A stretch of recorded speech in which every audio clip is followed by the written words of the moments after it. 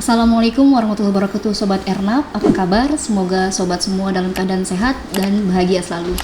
Kembali lagi dalam podcast Clear for Take Off Ernaf Indonesia. Bersama saya Rizky Amelia selaku host yang ditunjuk dan berkesempatan langsung untuk berbicara mengenai seputaran Direktur Teknik bersama Bapak Direktur Teknik Bapak Ahmad Nurdin Aulia. Sedikit saya bacakan profil Bapak Direktur Teknik atau Bapak Aulia merupakan pejabat yang posisi jabatannya paling lama di Ernaf Indonesia. Beliau telah menjabat selama 5 tahun, yaitu dari tahun 2018 hingga kini. Dan perlu diketahui juga Direktorat Teknik membawahi 3 divisi, yaitu Divisi Desain dan Rekayasa Teknik, Divisi Kesiapan Fasilitas Teknik, dan Divisi Manajemen Data dan Logistik. Baiklah, langsung saja kita masuk ke dalam topik pembicaraan bersama beliau. Halo Bapak, apa kabar Pak? Baik, waalaikumsalam warahmatullahi wabarakatuh. Pak, bisa diceritakan sedikit Pak suka dukanya Bapak nih?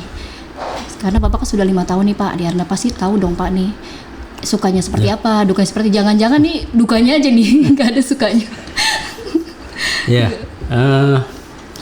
Saya sebenarnya sebelumnya itu kan bekerja di Direktorat Navigasi Penerbangan ya. Dan pada waktu itu saya juga ikut dalam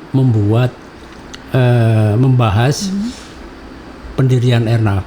Jadi waktu itu ada kita membahas tentang peraturan presiden PP 77 waktu itu, menjadi PP 77, tapi waktu itu kita membahas tentang PP pendirian Ernaf itu mau seperti apa. Saya ikut di dalam tim yang membahas itu.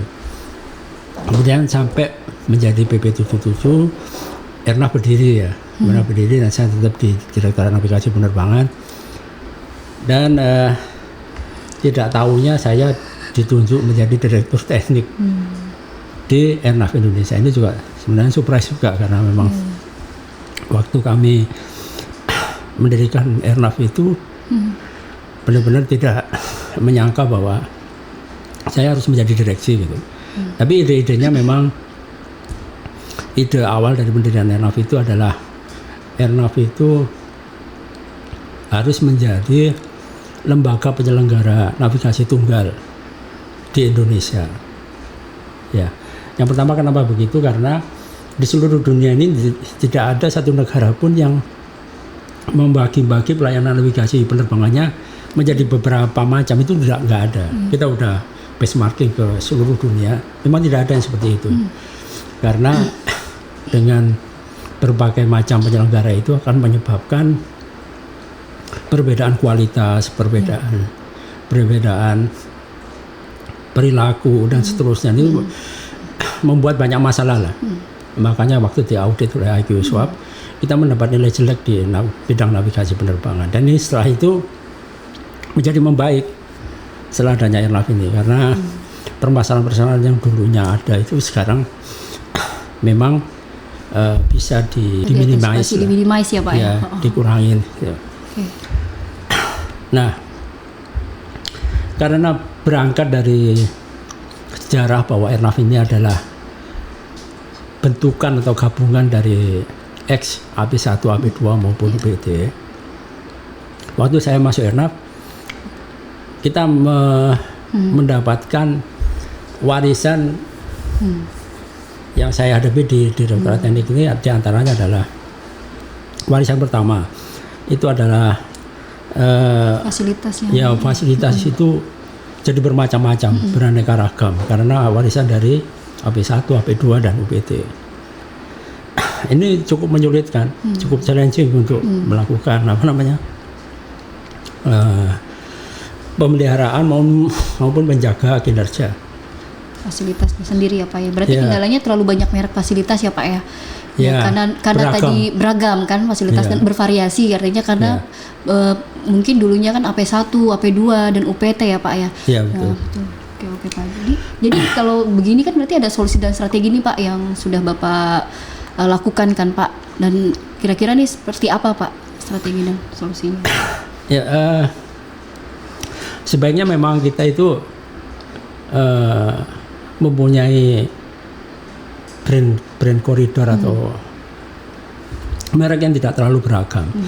Ada beberapa keuntungan dengan merek yang tidak terlalu beragam, diantaranya adalah pemeliharaan akan jauh lebih mudah karena penguasaan teknisi itu tidak harus bermacam-macam karena fasilitas itu bentuk luarnya sama tapi isinya bisa sama sekali jauh berbeda. Ya, kayak ILS Thales maupun ILS Indra itu bentuk luarnya fisiknya sama ILS, tapi di dalamnya sama sekali berbeda, teknologinya berbeda, terus kemudian cara power amplifiernya. Modulnya juga beragam ya Pak ya. Modulnya juga ini kan membuat pengetahuan teknisi dia harus menguasai bermacam-macam merek. Itu berarti menjadi salah satu kendala sebenarnya Pak ya. Berarti juga artinya harus ada standar peralatan ya Pak, memastikan bahwa perusahaan hanya menggunakan peralatan dengan spesifikasi dan kualitas yang sama atau kualitas yang bagus. Terus membuat kebijakan juga terhadap pengadaan. Nah itu Bapak sebenarnya kemarin sudah saya melihat bahwa beragam merek itu akan cukup menyulitkan dan cukup akan membebani keuangan dan kemampuan Airnav untuk menjaga hal itu. Kedepannya sih memang kita harus membuat batasan supaya peralatan itu tidak terlalu beragam. Caranya yaitu waktu pelelangan mungkin bisa kita membuat koridor bahwa peralatan dengan keandalan yang terbukti baik yang bisa dipakai. Ya.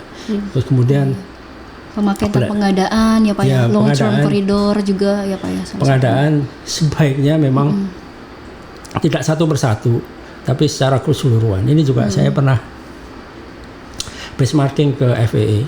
Jadi saya waktu itu ke FAA saya melihat RVR, Run Visual Ring itu seluruh Amerika itu hanya satu merek. Padahal di Amerika itu ada 3 produsen atau 4 produsen gitu. Ya. Ternyata waktu saya tanya ke mereka, apakah kalian bisa menjual? Padahal ini satu merek ini sudah seluruh Amerika. Mereka bilang bahwa enggak bisa. Itu karena mereka menganut sistem di FAA itu satu kali untuk semuanya, satu kali pelelangan untuk seluruh Amerika. Bisa bayangkan RVR yang jumlahnya hampir 400-an sekitar itu dilelang hanya satu kali untuk seluruh Amerika. Untuk seluruh Amerika tuh Pak ya? Iya. Jadi kita bisa nggak sih Pak ngadop seperti Amerika? Kan kita juga karena udah terlanjur nih Pak, kita udah dapat warisan banyak nih Pak dari fasilitas AP1. Ya, kita bisa, mungkin untuk hal itu berat ya, karena kita yang pertama tadi umurnya juga tidak bersamaan. Iya, umur teknisnya kan beda-beda Pak. Ya, umur ekonomis. Iya betul, umur ekonomis juga. Tidak sama. Tidak sama. Mungkin bisa lakukan tapi bertahap untuk menuju ke sana. Ya. Mungkin bisa jadi dengan pengaturan atau pengelompokan permajaan Pak ya. Terus juga penggantian fasilitas dalam waktu yang bersamaan. Terus melaksanakan kontrak berarti dengan merek dan tipe dalam satu waktu yang bersamaan gitu. Nah, cuman perlu dikaji kayaknya Pak, optimalisasinya si fasilitas ini kira-kira dengan menunda waktu 2-3 tahun ini seperti apa kinerjanya juga kan perlu dicek juga ya Pak. Harus perlu dikaji juga. Ini juga guidance IQ itu sebenarnya kita tidak mengenal umur teknis.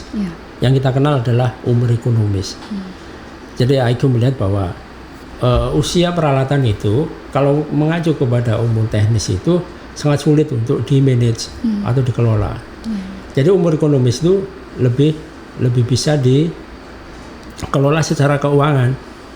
Jadi contohnya satu peralatan kita mulai instalasi di tahun 2000, kita tetapkan standar umur ekonomisnya itu sampai berapa. Kalau kita misalnya tetapkan sampai 15 tahun, maka ada namanya depresiasi atau penyusutan. Penyusutan ini akan kita sisihkan tiap tahun, sehingga dalam waktu 15 tahun uang penyusutan itu cukup untuk membeli yang baru. Ini sama seperti di kajian umur ekonomis ini sangat tergantung dari masing-masing perusahaan. Masing-masing perusahaan itu bisa melihat kemampuannya umur ekonomis itu seberapa yang dia mampu. Ini contohnya di yang paling gampang itu contohnya di taksi Bluebird ya. Bluebird itu membuat aturan setiap 10 tahun dia akan ganti taksi baru. Ya, ini tentunya melalui kajian ya. Kenapa tidak 11 tahun, kenapa tidak 15 tahun? Dia melihat bahwa setelah 10 tahun ongkos untuk maintenance akan naik. Ya, akan meninggi sehingga lebih efisien kalau 10 tahun. Artinya tapi penyusutannya akan menjadi lebih besar. Tiap tahun itu penyusutannya akan menjadi lebih besar sehingga setelah 10 tahun Bluebird itu punya cukup uang untuk mengganti taksinya. Tapi apakah itu menjadi standar? Enggak juga. Ada perusahaan taksi lain mungkin melihat dari kemampuannya dia membuat 15 tahun. Itu kajiannya berbeda-beda. Makanya kalau kita lihat sekarang kita dengan Air Service Australia itu berbeda. Air Australia dia membuat umur ekonomis bisa sampai 20 tahun. Tapi guidance IQ itu sebenarnya cukup jelas di guidance IQ di Air Navigation Service Economic di dokumen IQ itu dia mengatakan bahwa sebaiknya menurut kajian yang dilakukan IQ, komputer itu masa berlakunya itu memang 10 tahun. Setelah 10 tahun itu bisa di-upgrade untuk memperpanjang umur teknisnya atau diganti. Kalau kita lihat kan memang handphone yang berbasis komputer itu memang hanya 10 tahun kan. Setelah 10 tahun itu akan sudah berganti sudah berat untuk berat software baru sudah nggak bisa diupdate, nggak bisa ditampung oleh atau dilaksanakan di hardware yang lama, platform yang lama, harus ganti platform dan seterusnya. Berarti dan ini ya Pak ya. Berarti artinya performan juga dan umur ekonomis itu ditetapkan di masing-masing perusahaan itu berbeda-beda ya Pak? Berbeda-beda. Jadi itu hanya menetapkan saja, mungkin memberikan gambaran ya Pak, tapi juga kajiannya itu tergantung dari si perusahaan itu masing-masing. Iya, si perusahaan itu. Kita memang sudah ada penetapannya. Kalau kita di PER yang sebelumnya itu PER kita bahwa untuk komputer memang 10 tahun. Sedangkan untuk yang non komputer itu bisa sampai 15 tahun. Iya, 12 sampai 15 tahun. Ya, 12 sampai 15 tahun. Itu sudah ada di PER-nya kita. Nah, kajiannya apakah bisa untuk dikaji lagi ya? Itu sangat bisa. Ini tergantung dari pendapatan Airnav, pendapatan dan kemampuan Airnav untuk mengganti atau meremajakan peralatan. Ataukah kita mau memperpanjang dengan konsep upgrade? Kita perpanjang aja supaya tidak sering lelang lagi gitu. Lelang itu kan biayanya besar Pak. Bukan biaya besar aja, waktunya juga kemudian juga kerumitannya sehingga ada yang mengatakan bahwa saya satu kali lelang dipakai untuk 20 tahun. Dan gimana caranya sampai supaya 20 tahun padahal umur ekonomis atau umur teknis itu hanya sekitar 10 tahun sampai 10 tahun ya dengan upgrade. Di-upgrade supaya bisa sampai 10 tahun. Iya, tapi itu untuk yang berbasis data ya Pak, pasti untuk yang berbasis otomasi atau apa. Iya. Dia berbasis teknik yang lain memang IQ melihat bahwa ukur ekonomi sampai 15 tahun itu masih memungkinkan. Masih memungkinkan untuk dipakai atau di-upgrade. Oke Pak, berarti tadi sudah Bapak sampaikan mengenai kendala banyaknya merek yang bervariasi juga mereknya Pak. Terus juga ada kendala juga terkait dengan usia fasilitas yang tidak seragam gitu kan Pak. Nah, terus ada lagi keterbatasan finansial nih Pak. Coba Pak bisa dijelaskan sedikit. Kita memang mengalami hal yang tidak terduga ya. Kemarin itu ada pandemi di 2020-2021 itu mengajarkan kita bahwa Airnav itu juga bisa mengalami kesulitan keuangan ya. Makanya kita harus membuat terobosan-terobosan supaya makin lama itu memang kita makin mampu untuk survive ya. Karena basic Airnav itu, basic pembuatan Airnav itu kenapa dibuat perum itu karena yang pertama kita tidak mencari keuntungan atau non profit oriented bahasa IQ. Terus kemudian kita cost basis. Cost basis itu artinya pendapatan dan pengeluaran itu harus seimbang. Ya. Nah, ini kalau kita melihat bahwa pendapatan turun, artinya pengeluaran kita pun harusnya juga harus turun. Nah, kita kalau melihat hal itu, artinya kita memang harus membuat efisiensi di beberapa hal. Makanya dengan teman-teman di divisi fasilitas, kita membuat Airnav Repair Center. Ya, itu salah satu hal yang bisa untuk menurunkan biaya. Iya. Berarti dengan melakukan efisiensi pembelian suku cadang dan mencari sumber penghasilan lain juga benar nggak sih Pak, itu nanti kedepannya kan juga Airnav Repair Center ini bukan juga akan beralih ke SBU ya Pak ya. Nah itu, nah kita sih seperti itu ya Pak. Benar. Iya memang ada beberapa INSP ya, Air Navigation Service Provider, kita kan INSP. Ada beberapa INSP itu yang bisa menghasilkan dari hal-hal yang seperti itu. Ini salah satu contohnya aja. Airways New Zealand, ANC itu Airways of New Zealand itu dia juga membuat revenue dari training. Ini juga hal yang luar biasa karena dia divisi tekniknya itu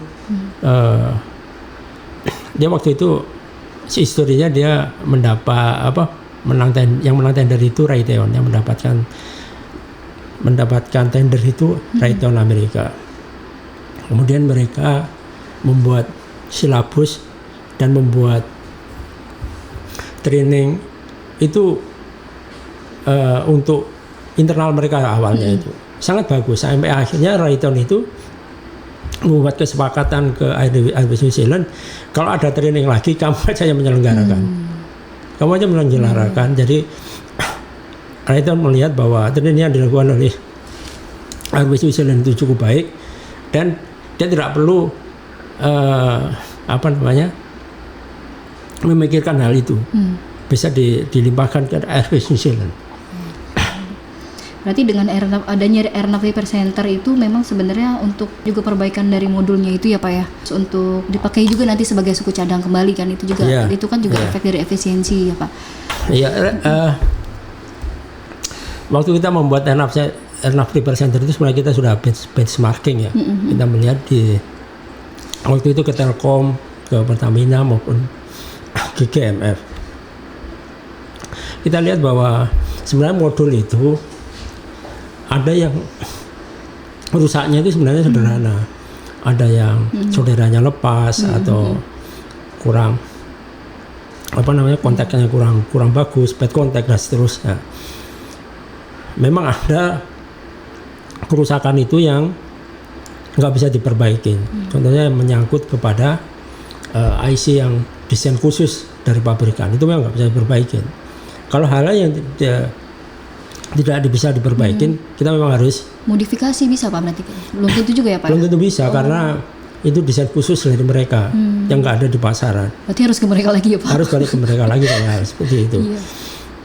Tapi menjadi critical modul nggak sih Pak? Karena kan pada setiap kita investasi itu pasti satu alat itu kita siapkan juga kan Pak, modul-modul kritikal. Itu yang mungkin yang memang sudah pabrikan setting ya Pak ya. Dan itu yang harus kita spare sebenarnya. Dan dari benchmarking kita, modul yang bisa di repair itu sekitar 30-40%.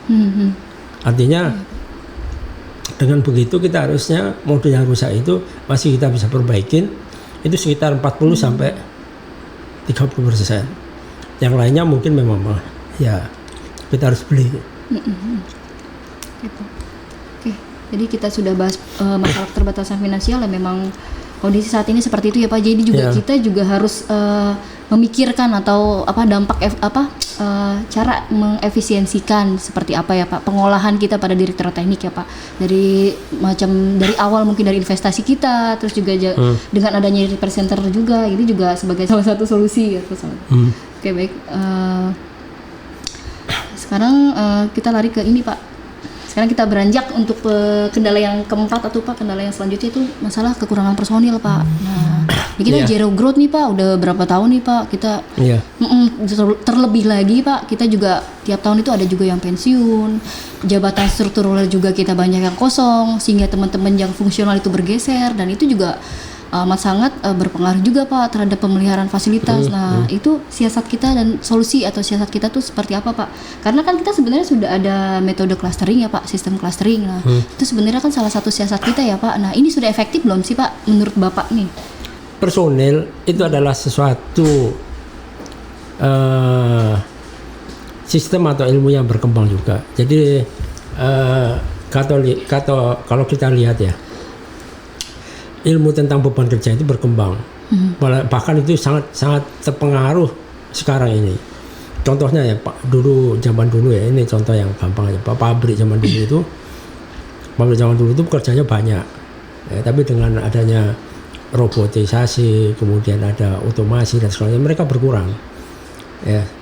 Ini pekerja ya, bukan masalah teknisinya, bukan masalah engineeringnya. Bukan teknisnya diganti sama robot kan ya Pak ya? Ada yang tidak, ya biarpun diganti dengan robot, tetap robot itu di manage oleh manusia. robotnya dimanage oleh manusia. Pekerjaannya mungkin berkurang, tapi kan robot itu tetap juga robot harus tetap dimanage oleh manusia, dipelihara. Ya. Tapi perhitungan beban kerjanya berubah. Ini juga dengan hal-hal yang baru ya, hal-hal yang baru seperti kedepannya ada pelayanan navigasi penerbangan berbasis satelit. Ya, kemudian kita membuat adanya remote control dan seterusnya. Itu membuat mindset atau perhitungan beban kerja itu harus berubah. Dan ini mindset dari teknisi juga harus berubah, bahwa kita ke depan itu mungkin tidak sama lagi cara kerjanya dengan kita. Kalau zaman dulu mungkin teknisi itu, ini contohnya di pabrik ya, teknisi itu zaman dulu dia memelihara alat kerja, sekarang dia harus memelihara robot namanya.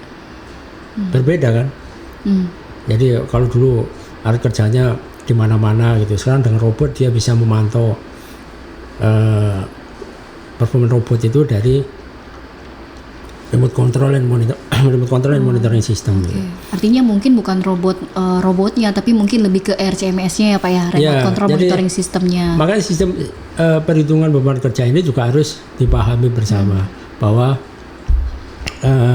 ke depan itu dengan teknologi kita, dengan teknologi yang lebih baru. Ya, itu kita bisa membuat terobosan-terobosan, dan ini memang harus dikoordinasikan bersama. Ya, bukan berarti bahwa kita kekurangan tenaga kerja. Bukan, saya kalau melihat itu tantangannya bukan seperti itu. Tantangannya adalah bahwa sekarang ini makin banyak teknologi yang bisa menyederhanakan cara kerja kita. Jadi kalau kita lihat di airline ya, pesawat aircraft maintenance facility ya, itu zaman dulu kan mereka harus paper base bawa buku yang besar-besar, tebel-tebel ya Pak ya, saya lihat tuh. Harus kalau memeriksa pesawat itu kan mereka harus checklistnya banyak sekali. Sekarang kan nggak perlu. Sekarang dengan black box itu dia hanya membawa satu tab saja. Mereka hanya bisa melihat wiringnya itu seperti apa. Ini kalau ini rusak gantinya seperti apa. Dan sekarang black box itu sudah makin maju, sehingga mereka juga bisa melihat ketersediaan dari produsen di seluruh dunia. Sehingga dia melihat bahwa ini barang ini sebenarnya sudah obsolete, gitu. Atau barang ini ada tapi dipabrikan di Indonesia gitu. Biarpun itu aircraft maintenance facility-nya adanya di Australia, dia tahu bahwa ini adanya di Indonesia gitu. Sekarang udah jauh lebih maju lagi. Sebaran spare partnya juga mereka tahu. udah tahu ya Pak ya. Nah kita ke depan juga harus. Ke depan kayak gitu ya Pak ya, rencana gitu ya Pak. Suku cadang juga gitu kan. Kita ke depannya harusnya memang membuat terobosan di situ, terobosan tentang perubahan cara kerja. Jangan terpaku dengan cara kerja yang lama, karena itu juga akan berubah. Jadi respon time lah Pak ya. Iya. Okay. Baik Pak, ini juga nih ada sedikit masalah petir nih Pak nih. Ya, masalah petir ini masalah yang cukup rumit ya. Iya, betul, yang pertama Pak. Karena klasik dan rumit memang. Fasilitas kita itu menyebar. Jadi kita harus melindungi fasilitas kita itu di beberapa tempat yang secara kesulitan itu cukup tinggi. Contohnya di gunung, di atas gunung gitu. Di atas gunung itu udah tempat yang tinggi, artinya sasaran petirnya cukup besar. Kemudian kalau kita mau melindungi di sana, kita harus mencari alat perlindungan yang cukup modern gitu ya. Nah ini memang hal-hal yang lumayan menantang petir ini. Tapi ke depan saya berharap bahwa ada ilmu-ilmu baru di bidang penangkal petir. Yang harus mulai kita mulai ya, termasuk pendeteksian kemungkinan ada petir. Itu harusnya kita sudah mulai ya. Jadi di kalau nggak salah di websitenya BMKG itu sudah ada possibility awan yang membawa petir, yang membawa muatan listrik. potensi ya Pak ya. Potensi lah itu Oke, bisa potensi kita Oke. salah satu informasi yang bisa kita gunakan. Oke, berarti melakukan peremajaan terhadap sistem proteksi petir yang existing ya Pak, sesuai Iya. dengan standar teknologi teknik yang paling terkini kan Pak. Iya. Terus mengimplementasikan sistem proteksi petir pada fasilitas yang memang belum terdapat sistem proteksi petirnya, karena memang juga belum ada. Untuk si personelnya sendiri Pak, memang kita juga sudah melaksanakan kegiatan BIMTEK menangkal petir Pak. Cuman memang kita lakukan 3 batch waktu itu kalau nggak salah. Nah itu juga teman-teman interesting sekali, mereka tuh sangat senang sekali gitu adanya BIMTEK itu menambah pengetahuan mereka. Nah cuma memang kita kemarin kepotong sama pandemi kan Pak. Nah kepotong sama pandemi, terus untuk investasi untuk yang proteksi petir ini kita masih belum laksanakan. Nah itu Pak. Yang juga harus saya warning ya, bahwa sekarang ini yang namanya climate change itu bukan hanya slogan. Kalau kita lihat sekarang kan kita dulunya itu ada musim kering. Musim kering itu sekitar dari mulai Juni, Juli, Agustus, September itu musim kering kan. Tapi dengan adanya climate change, kita itu mengalami musim hujan sepanjang tahun, hampir sepanjang tahun. Ini juga menjadi potensi petir itu menjadi meningkat.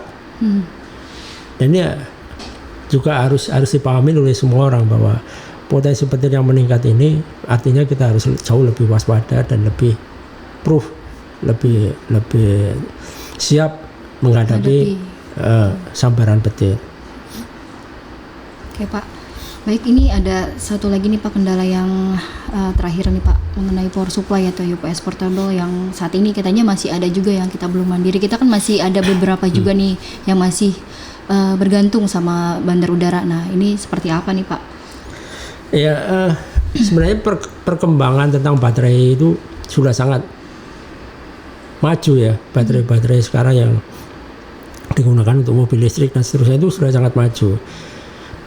Nah, saya berharap bahwa kita bisa mengadopsi kemajuan teknologi itu untuk daerah-daerah yang benar-benar kita butuh UPS ya, yang listriknya tidak stabil dan ini bukan berarti di Jawa, Sumatera itu nggak butuh-butuh, bukan. Tapi kemajuan teknologi tentang penyimpanan energi ini harus kita manfaatkan sebesar-besarnya, sehingga kita tidak ada kendala lagi tentang power supply. Ada beberapa yang saya baca itu memang cukup menarik ya. Ada sekarang UPS itu yang bisa tahan sampai sehari. Dulu kan sulit sekali untuk membuat UPS yang harus besar sekali kan. Kalau bisa sampai, udah punya ya Pak yang. Ya tapi kan besar sekali. Tapi sekarang dengan dimensi yang jauh lebih kecil, jauh dengan dia penyimpanannya lebih canggih. Oh gitu Pak. Iya, jadi dimensinya juga lebih kecil juga Pak. Iya, dimensinya lebih kecil, tapi dia kayak yang itu kan Pak, yang bisa kayak trafo gitu kan. Iya. Yang gede banget tuh Pak kan. Bisa menyimpan energi yang lebih besar. Jadi shelternya radar tuh Pak, apa shelter di mana kan Pak? Satu cabang tuh di unit atau trafo, shelternya kecil Pak, trafonya. Trafonya yang besar ya. UPS-nya jauh lebih besar daripada peralatan. Ini antara gedung yang digedein apa trafonya kecil. Ya memang begitu. Ya, tapi kemajuan tentang energi terbarukan ini sekarang udah luar biasa maju, dan moga-moga ke depan teman-teman memperhatikan hal ini sehingga kita kegagalan power supply itu bisa kita kurangi. Ya, semoga bisa merencanakan dan mengimplementasikan sistem catu daya mandiri.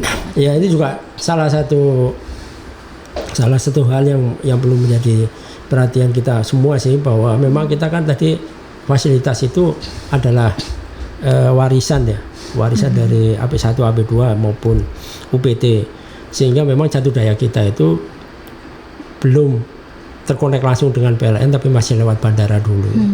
Nah ini kedepannya memang kita berharap bahwa kita bisa mendapatkan catu daya premium untuk semua peralatan kita, sehingga kita bisa mendapatkan stabilitas power supply yang cukup tinggi. Kalau sekarang bandara mati, kita ikut mati. Iya Pak, itu masalah karena ketergantungan tadi Pak. Iya, ketergantungan dengan bandara. Ya, ini karena pasti costnya tinggi ya Pak ya. Kosnya juga cukup tinggi karena. Gimana kemarin kepotong pandemi Pak. Juga sama kayak proteksi petir Pak. Iya. Ya benar itu. Jadi memang kedepannya kita harus mulai untuk membuat catu data yang premium, sehingga ke depan masalah-masalah tentang power supply ini bisa kita kurangi. Oke, baik Pak. Jadi tadi kan Bapak sudah bahas mengenai kendala dan solusi dan strategi juga ya Pak ya. Terus nanti kan di era kedepannya nih Pak, khususnya era digitalisasi Pak, kita kan sudah ada nih Pak beberapa aplikasi yang saat ini Direktorat Teknik punya Pak, seperti Lasimi Online, terus aplikasi Amel, bukan saya ya Pak, Amel Pak, aplikasi manajemen logistik Alims, terus juga IRC juga tadi sempat Bapak singgung kan Pak, terus juga monitoring online dengan TOC itu yang dibuat oleh teman-teman cabang, teman-teman Surabaya. Nah ini kira-kira penerapan kita nih ke sistem kedepannya digitalisasi ini gimana ya Pak gitu kan? Ya, jadi konsep IoT atau Internet of Things itu sudah masuk ke berbagai hal ya, termasuk di dalamnya adalah di dalam pelayanan navigasi penerbangan. IoT itu kan konsepnya adalah sekarang data itu harus dikumpulkan, kemudian bisa kita evaluasi. Kalau nggak ada data ya nggak bisa evaluasi. Data itu bisa di-driven dari apa saja, bisa di-driven dari maunya tadi data dari performance peralatan, data dari ketersediaan suku cadang, dan seterusnya. Nah data ini kalau kita bisa kelola dengan baik, kita bisa memperbaiki performance kinerja dari peralatan secara keseluruhan, fasilitas secara keseluruhan. Ya, ke depan IQ itu juga harus dipahami ya. IQ itu membuat standar itu untuk diberlakukan di seluruh dunia internasional. Itu memang kaidah IQ yang kita juga telah menyetujui itu ya, karena kita sebagai anggota IQ sudah tanda tangan di namanya Konvensi Chicago. Di Konvensi Chicago itu kita itu menyatakan bahwa kita akan mematuhi standar internasional. Ya. Di samping itu IQ juga ada standar-standar yang tidak dilakukan oleh IQ, tapi diserahkan oleh masing-masing negara untuk mengaturnya. Karena di samping complicated, mungkin juga karena hal itu tidak perlu diatur, standar untuk karena karakteristiknya juga kan negara beda-beda ya Pak ya, mungkin ya itu tidak bisa diatur. Ada hal yang harus diatur, ada hal yang tidak diatur. Ya. Nah, salah satu hal yang tidak diatur itu tentang IoT dan kemudian ke depan seperti SWIM itu tidak terlalu diatur oleh IQ karena memang itu atau belum diatur oleh IQ. Nah, itu akan melihat itu apakah perlu diatur atau tidak diatur. Jika konsensusnya bahwa itu tidak diatur, artinya memang setiap negara itu diberikan pilihan untuk mengatur hal itu. Diberi wewenang gitu. Diberi wewenang, ya. Berarti mungkin kedepannya kayak big data kali ya Pak yang maksud Bapak ya, data yang terintegrasi secara keseluruhan ya Pak. Ya. Jadi ke depan IoT itu memang harusnya menjadi tools kita untuk menjaga performance fasilitas, ya. IoT, big data dan seterusnya, AI, ya.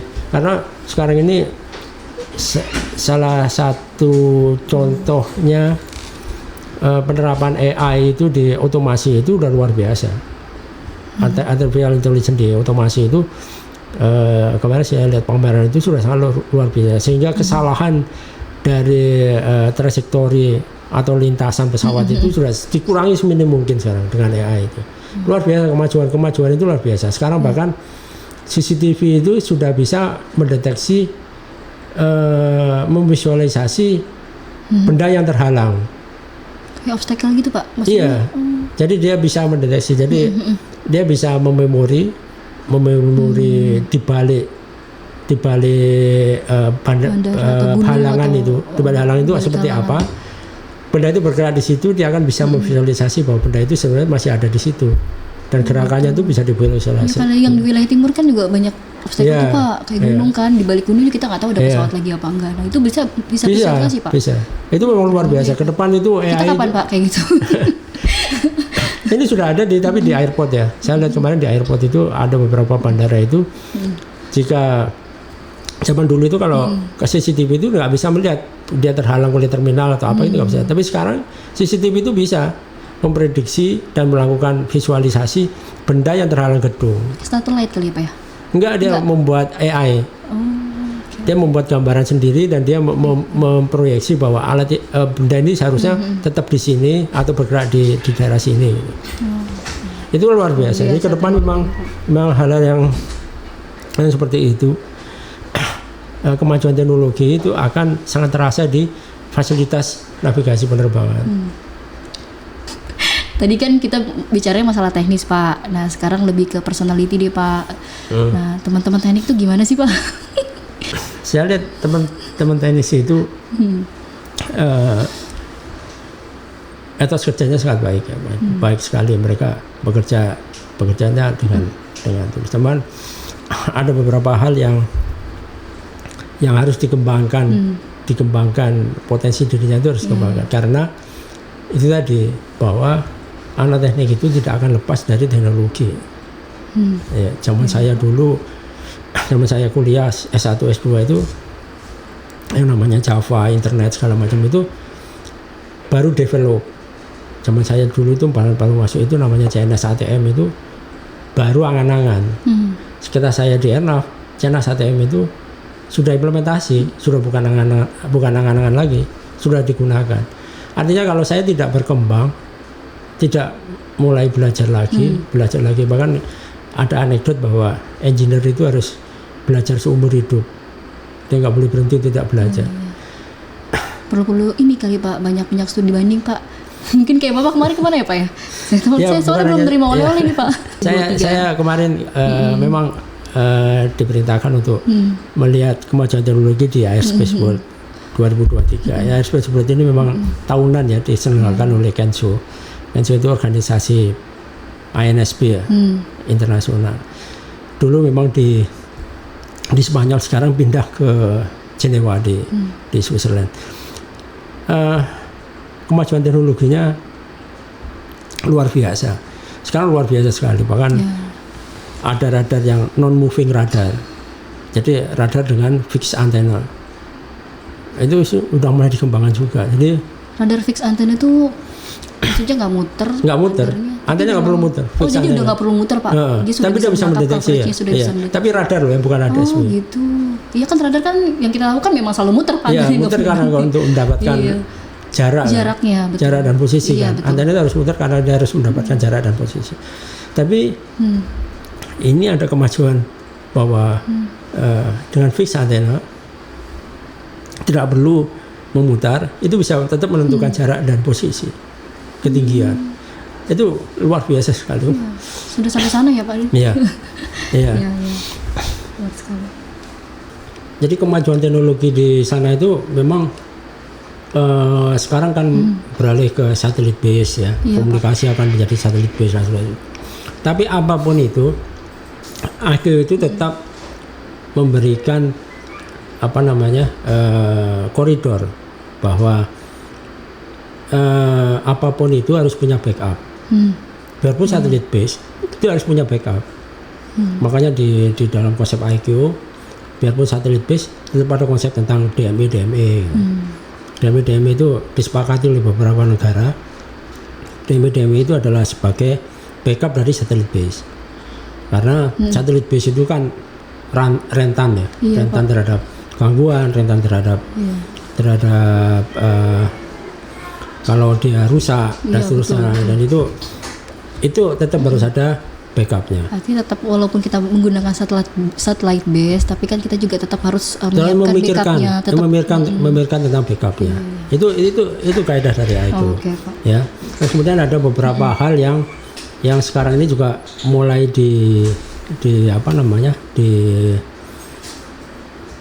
diperkenalkan oleh IQ, diantaranya adalah kemajuan teknologi itu tentang drone. Drone ini luar biasa. Di luar IQ ya, drone ini luar biasa penggunaannya sekarang ini. Makin lama akan makin banyak, karena sekarang sudah ada drone yang untuk taksi dan seterusnya. Nah ini ke depan kita harus juga mulai memikirkan tentang drone ini untuk apa saja, dan kemudian sudah ada beberapa negara itu yang memperkenalkan drone ini sebagai inspeksi untuk kalibrasi umpamanya. Penggunaannya sudah luar biasa banyak. Rencana kita ke depan juga begitu kan pasti ya Pak ya. Kalau sekarang kayaknya udah mulai deh Pak yang drone kalibrasi itu Pak. Kalibrasi drone itu beberapa negara sudah mulai untuk menggantikan, bukan menggantikan flight kalibrasi ya. Drone itu digunakan untuk ground check. Pada saat ground checknya saja kan Pak ya, bukan flight kalibrasinya ya. Jadi dengan drone kan ground check-nya teknisinya jauh lebih mudah untuk memeriksa sinyal. Lebih akurasi juga kan ya, Pak, Iya. ya, pastinya ya Pak. Melihat sinyal di udara. Ya. Berarti mengurangi kegagalan lah Pak. Artinya Ya, mulai pada saat bakalan pelaksanaan. kalau waktu flight kalibrasi Betul. dilakukan. Dengan drone kita bisa mendapatkan sinyal yang lebih akurat. Ya. Nah, hal-hal itu yang harus dipahami oleh teknisi. Teknisi itu harus terus belajar, karena kalau nggak belajar mereka akan ketinggalan jauh sekali ketinggalannya. Sekarang udah mulai eranya IoT, eranya big data, eranya artificial intelligence. Artificial intelligence saja cukup rumit untuk dipahami. Saya sendiri terus terang, Iya, saya juga baru dengar nih kayaknya Pak. saya mulai belajar artificial intelligence, tapi masih banyak yang saya tidak tahu, karena ada artificial intelligence pun ada deep learning, ada artificial intelligence, terus ada konsep apa lagi gitu, yang semuanya mengacu kepada mesin pintar, yang nantinya dia bisa memperbaiki hasilnya dengan melakukan koreksi sendiri. Itu nanti makin lama AI ini memang katanya menakutkan, tapi sebenarnya hal yang cukup menarik juga untuk dipelajari oleh. Jadi challenge juga ya Pak ya buat kita ya. Kedepannya kita harus mulai memahami hal itu dan mempelajari hal itu. Oke, Pak, mungkin tadi kita sudah bahas mengenai hal-hal dan kendala-kendala yang ada di teknik, semuanya sudah kita bahas Pak. Mungkin satu lagi Pak, mungkin mimpi besar Bapak nih untuk teknik itu, dan kesan dan pesan ya Pak sekalian biar nggak panjang. Ya itu tadi. Saya berharap bahwa teman-teman di teknisi itu yang pertama tidak ketinggalan terhadap teknologi. Jangan terlalu anti teknologi, karena kalau anti teknologi itu bisa membuat ketinggalan. Iya. Kan kata Bu Popi itu perubahan itu pasti. Perubahan itu pasti ya. Yang pertama, kamu mengikuti perubahan atau kamu dipaksa berubah. Ya. Yang kedua lebih menyakitkan. Ya. Ya kan? Ya. Jadi yang sebaiknya kita ready for take off itu. Kita harus siap untuk perubahan. Ya. Itu. Jadi mimpi besarnya memang kita harus berubah. Kalau nggak berubah nanti ya kita akan dipaksa berubah. Ya, mudah-mudahan juga kita bisa support ya Pak. Maksudnya dari kita sendiri juga, teman-teman juga butuh training tersendiri juga, butuh juga support dari kita juga, benchmarking atau studi banding di negara-negara lain mungkin juga, itu juga menjadi salah satu pertimbangan kita atau salah satu catatan buat kita ya Pak, untuk teman-teman semuanya. Baik Pak, kira-kira kayaknya sudah semua ya Pak. Mungkin ada pantun Pak. Harus pakai pantun loh Pak. Bapak harus pantun Pak di sini. Ya, daripada nyinden Pak, soalnya saya nggak bisa nyinden Pak. Ya oke, pantun ya. Iya Pak. Ada 2 pantun. Oke Pak. Makan bubur pakai sumpit. Mana bisa? Cakep. Jawa bukan cakep. Mana bubur pakai sumpit? Jawabnya mana bisa? Ya. Jadi jangan suka berpikir sempit. Yes. Agar hidupmu luar biasa. Nah, cakep Pak. Iya. Satu lagi Pak. Satu lagi, kura-kura tidak tahu, Ya. pura-pura dalam perahu. Tetap selalu ingin tahu, biar menjadi orang yang serba tahu. Cakep. Terima kasih. Terima kasih. Baik. Oke, terima kasih kepada Bapak Aulia yang telah bersedia untuk sharing dan memberikan gambaran kepada kita mengenai Direktorat Teknik. Sekali lagi terima kasih Bapak, sehat selalu untuk Bapak. Oke, Sobat Airnav, tadi kita sudah berbincang-bincang bersama Bapak Aulia, dan semoga dapat memberikan semangat untuk sobat-sobat semua dalam berkarya dan menciptakan inovasi-inovasi untuk memberikan pelayanan navigasi penerbangan, dan tentunya Pak untuk menjadikan Airnav Indonesia semakin baik ke depannya. Demikian podcast kali ini. Jangan lupa untuk terus mengikuti podcast Airnav Indonesia, pastinya dengan pembahasan dan cerita-cerita yang menarik, dan tetap juga jaga kesehatan dan tetap semangat memetik buah di hari raya. Semoga Airnav semakin jaya. Saya akhiri, wassalamualaikum warahmatullahi wabarakatuh. Waalaikumsalam warahmatullahi wabarakatuh.